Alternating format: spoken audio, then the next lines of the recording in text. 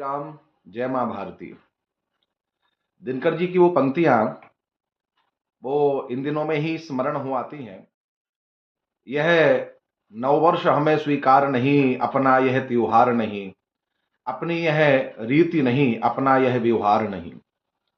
यह नववर्ष जो 2026 लगने वाला है, कैलेंडर जगत में, व्यवहार जगत में, कागजों में जरूर आएगा, लेकिन वैदिक सनातन धर्म में ये हम स्वीकार नहीं करते हैं। इसका मैं स्वयं पूर्ण बहिष्कार करता हूं और आशा भी आप सभी से है। कारण क्या है? एक अंतर जानना बहुत आवश्यक है। वैदिक सनातन धर्म के जितने भी युवान हैं, उनको ये पता ही नहीं है कि हमारा नववर्ष कब आता है। चैत्र शुक्ल पक्ष की प्रतिपदा को ही हमारा नववर्ष आता है। हम ये दूसरे पंथ मजहब की परंपरा को क्यों ढोएं?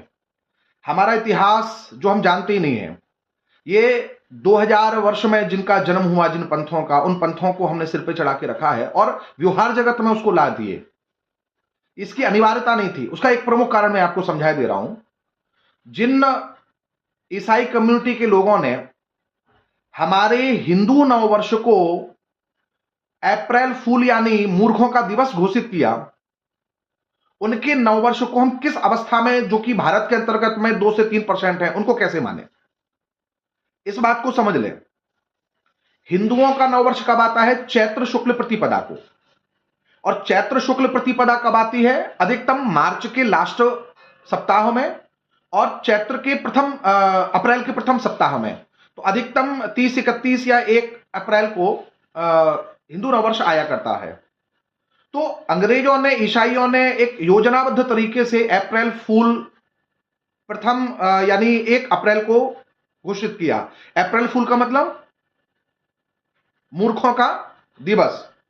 तो जिन नालायक लोगों ने हमारे वैदिक परंपरा के प्रथम दिवस को, ब्रह्मा की सृष्टि का प्रथम दिवस चैत्र शुक्ल प्रतिपदा यानी हिंदू नववर्ष है, वैदिक नववर्ष है। महाराजा विक्रमादित्य को अधिराज की उपाधि हिंदू नववर्ष यानी विक्रम संवत की जो उपाधि मिली, वो हिंदू नववर्ष यानी चैत्र शुक्ल प्रतिपदा को मिली।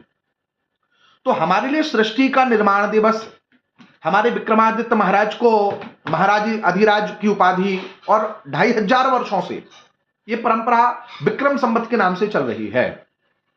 हमारे भगवान श्री राम का प्राकट्य उत्सव, भगवती महामाया की चैत्र उपासना का प्रथम दिवस, सारी सृष्टि जब पुलकित रहती है, हमारे लिए नववर्ष वही है।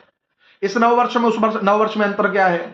इस नववर्ष में हमारे भारत के लोग, हिंदू परंपरा के लोग शराब पी करके, सिगरेट पी करके ऊंधे मुंह पड़े रहते हैं, ठिठुरती हुई ठंड में पड़े रहते हैं, और उस नववर्ष में तिलक लगा करके, हवन पूजन इत्यादि करके हम अपनी परंपरा का निर्वहन करते हैं।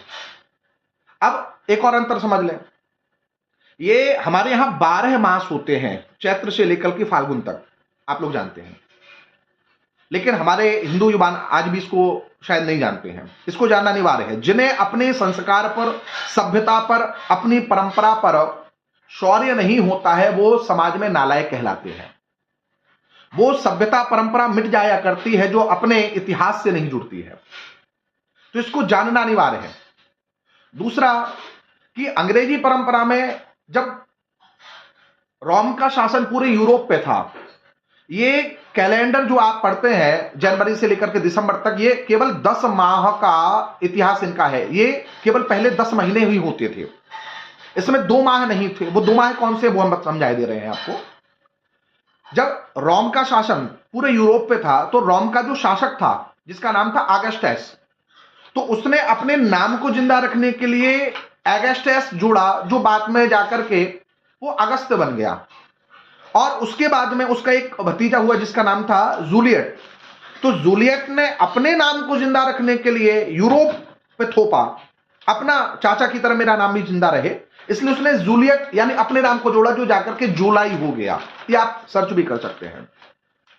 तो ईसाई कम्युनिटी के लोगों ने जिस परंपरा को जबरदस्ती थोप दिया, हम उसको ढो रहे हैं, हमें अपनी परंपरा का पता ही नहीं है और दूसरे की परंपरा का निर्वहन चल रहा है। आप सभी से एक ही प्रार्थना है, आप मनाते हैं हम इसका विरोध नहीं करेंगे, लेकिन व्यक्तिगत रूप से एक सलाह ये देंगे कि आप अगर व्यवहार जगत में कोई आपको बोलता है ठीक है, लेकिन जितने उल्लास से इसको मनाते हैं ना, निवेदन ये है उससे दुगनी उल्लास से हिंदू नववर्ष को मनाना।